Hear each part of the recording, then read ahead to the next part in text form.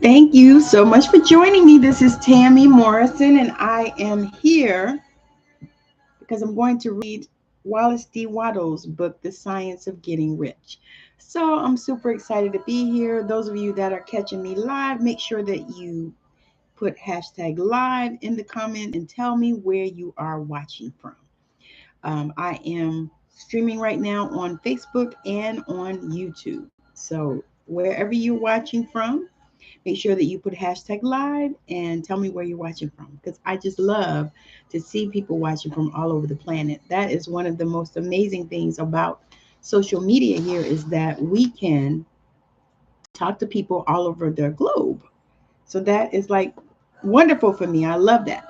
So for those of you that don't know me, I am an intuitive healer. I love to work with people to help them to transition out of these dark places, especially women that are, they're living their best life, or they feel like they're living their best life and everything has worked out for them. They are, they're 6, 7, 5, 6, 7 figure, 8 figure earners. They have their dream house, their kids are good, they have all these animals and all these things, creature comforts that you feel like will make you feel good, but you're not feeling good because there's a disconnect in there. And that is what I like to help women to discover and to heal and to transmute. So, if that is something that you are desiring, reach out to me, send me a private message, or comment below the video. So, without further ado, I'm going to read from chapter 5, The Science of Getting Rich. If you have not heard all of the rest of it, the other 4 chapters, you can look on my page. I think I started Friday. I think Friday was the day I read. But it's on my page, so you can go back and find them. But we're starting chapter 5, The Science of Getting Rich. Increasing life. You must get rid of the last vestige of the old idea that there is a deity whose will it is that you should be poor, or whose purposes may be served by keeping you in poverty. The intelligent substance which is all and in all, and which lives in all and lives in you, is a consciously living substance. Being a consciously living substance, it must have the nature and inherent desire of every living intelligence for increase of life. Every living thing must continually seek the enlargement of its life, because life in the mere act of living must increase itself.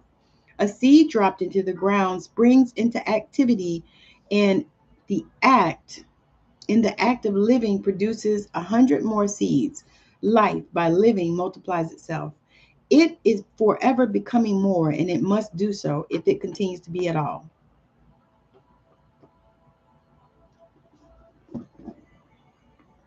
Intelligence is under the same necessity for continuous increase. Every thought we think makes it necessary for us to think another thought. Consciousness is continually expanding. Every fact we learn leads us to the learning of another fact. Knowledge is continually increasing. Every talent we cultivate brings to the mind the desire to cultivate another talent. We are subject to the urge of life, seeking expression, whichever drives us on to know more, to do more, and to be more. In order to know more, do more, and be more, we must have more. We must have things to use. For we learn and do and become only by using things. We must get rich so that we can live more. The desire for riches is simply the capacity for larger life, seeking and fulfillment. Every desire is the effort of an unexpressed possibility to come into action. It is power seeking to manifest which causes desire. That which makes you want more money is the same as that which makes the plant grow. It is life seeking fuller expression. The one living substance must be subject to this inherent law of all life. It is permeated with the desire to live more. That is why it is under the necessity of creating things. The one substance desires to live more in you, hence, it wants you to have all the things you can use. It is the desire of God that you should get rich. He wants you to get rich because He can express Himself better through you if you have plenty of things in use and giving him expression. He can live more in you if you have unlimited command of the means of life. The universe desires you to have everything you want to have. Nature is friendly to your plans. Everything is naturally for you. Make up your mind that this is true. It is essential, however, that your purpose should harmonize with the purpose that is in all. You must want real life, not mere pleasure of sensual gratification. Life is the performance of function, and the individual really lives only when he performs every function, physical, mental, and spiritual, of which he is capable without excess in any. You do not want to get rich in order to live swinishly. For the gratification of animal desires, that is not life.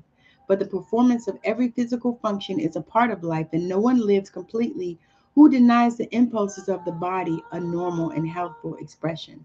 You do not want to get rich solely to enjoy mental pleasures, to get knowledge, to gratify ambition, to outshine others, to be famous.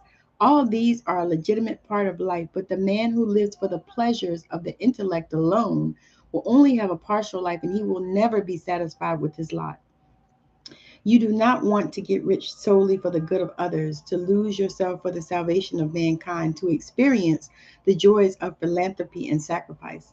The joys of the soul are only a part of life, and there are no better or nobler than any other part.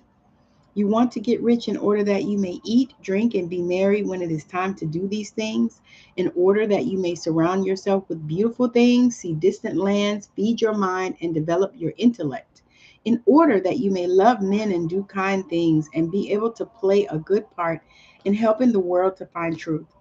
But remember that extreme altruism is no better or no nobler than extreme selfishness. Both are mistakes. Get rid of the idea that God wants you to sacrifice yourself for others and that you can secure his favor by doing so. God requires nothing of the kind.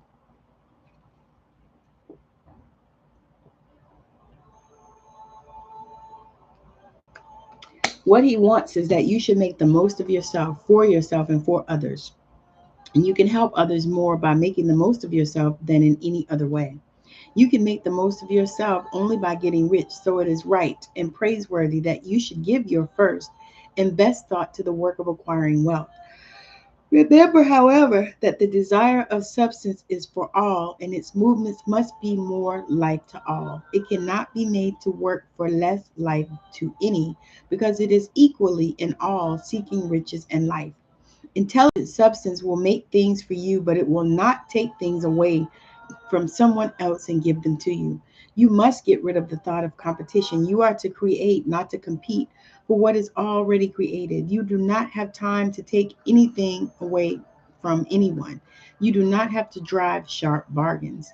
You do not have to cheat or take advantage. You do not need to let any man work for you for less than he earns. You do not have to covet the property of others or to look at it with wishful eyes.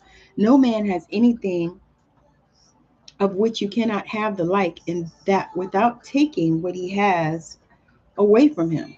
You are to become a creator, not a competitor. You are going to get what you want, but in such a way that when you get it, every other man will have more than he has now.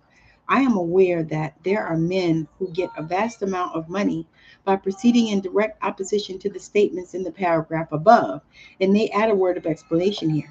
Men of the plutocratic type who become very rich do so sometimes purely by their extraordinary ability on the plane of competition, and sometimes they consciously relate themselves to substance in its great purposes and movements for the general racial upbringing through industrial evolution.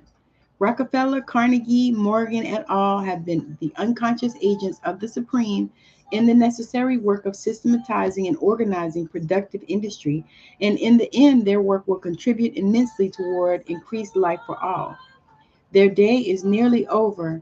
They have organized production and will soon be succeeded by the agents of the multitude who will organize the machinery of distribution.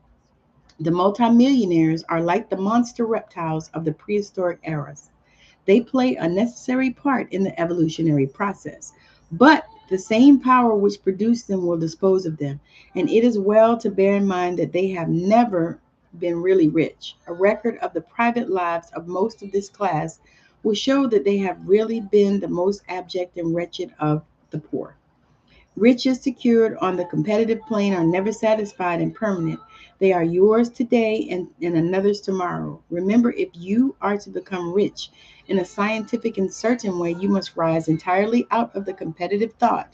You must never think for a moment that the supply is limited. Just as soon as you begin to think that all the money is being cornered and controlled by bankers and others, and that you must exert yourself to get laws passed to stop this process, and so on. In that moment, you drop into the competitive mind, and your power to cause creation is gone for the time being. And what is worse, you will probably arrest the creative movements you have already instituted. Know that there are countless millions of dollars worth of gold in the mountains of the earth, not yet brought to light. And know that if there were not, more would be created from thinking substance to supply your needs. Know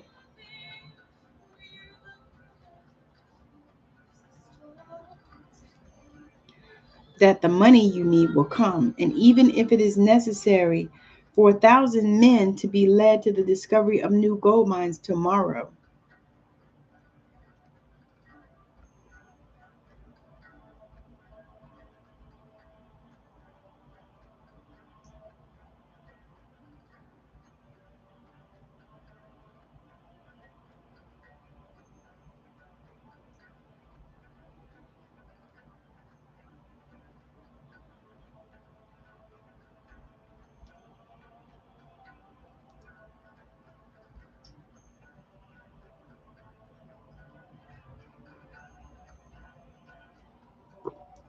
Know that the money you need will come, even if it is necessary for 1,000 men to be led to the discovery of new gold mines tomorrow.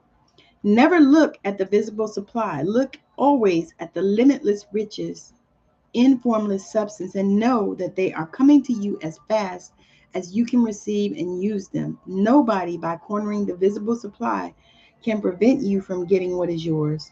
So never allow yourself to think for an instant that all the best building spots will be taken before you get ready to build your house unless you hurry. Never worry about the trusts and combines and get anxious for fear they will soon come to own the whole earth. Never get afraid that you will lose what you want because some other person beats you to it. That cannot possibly happen. You are not seeking anything that is possessed by anybody else. You are causing what you want to be created from formless substance, and the supply is without limits. Stick to the formulated statement. There is a thinking stuff from all things which are made, which in its original state permeates, penetrates, and fills the inner spaces of the universe.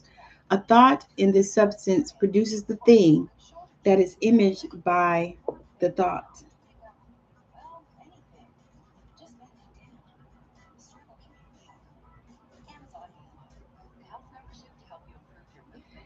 Men can form things in his thought, and by impressing his thought upon formless substance,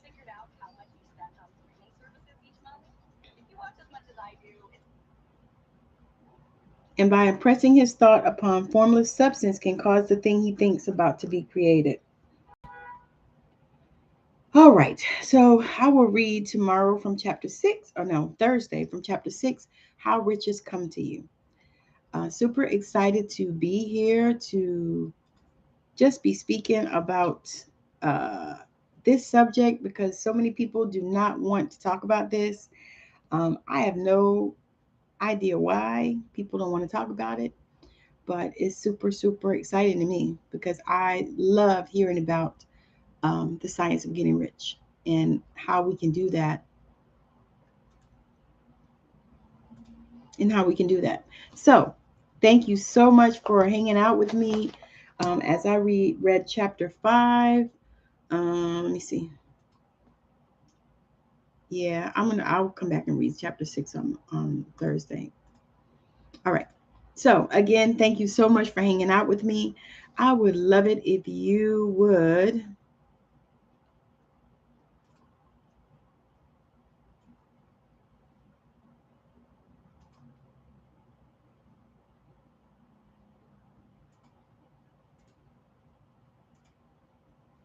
Okay. Join me for connecting to your soul. So I have placed the link in the comments on Facebook, and I will also drop them in the comments on YouTube as well. So sign up there, grab that wonderful, amazing, powerful healing that I have provided on this sign up sheet, and join me. So it's going to be a blast. We're going to do it October I think the 10th through the 12th is when it's going to be. We're going to have so much fun. I'm going to bring in healing that I'm sure that everyone needs. We're going to talk a little bit about healing and how it works, some different tools and tips about how we can move forward in our life as far as to get the healing that we require and that we need. So again, thank you so much for hanging out with me. It's been a blast. I will definitely be back again on Thursday to read some more from The Science of Getting Rich by Wallace D. Wattles. Tomorrow, Wednesday, I'll be with my Ebony and Ivory partner, Megan Marie. We will be on at 5 p.m. Pacific time, uh, 8 o'clock Eastern time, I think it is. We'll be on tomorrow, Ebony and Ivory on spiritual growth, and we'll be talking all things spiritual growth. So if you are interested in that, come and join us. Ask questions. You know, we don't mind to answer questions. We'll share what we know, some of the things that we've been through, some of the myths and things that we have found out as we've been on this journey, and it's going to be a blast. So join us tomorrow, and also look for our podcast, y'all. We have Ebony and Ivory on spiritual growth on the podcast on Anchor. So we'll actually post that as well. So I'm super, super grateful and super excited to be doing that show. So again, thank you for joining me. And if it was relevant to you, I would love to hear a comment, or you can always DM me because my DMs are open. All right. So again, thank you for hanging out with me. It's been a blast. Have a wonderful rest of your day, evening, weekend, night, whatever it is for you. And those of you that come and catch the replay, hit hashtag replay and tell me where you are located and where you are tuning in from. So again, thank you so much. Bye now.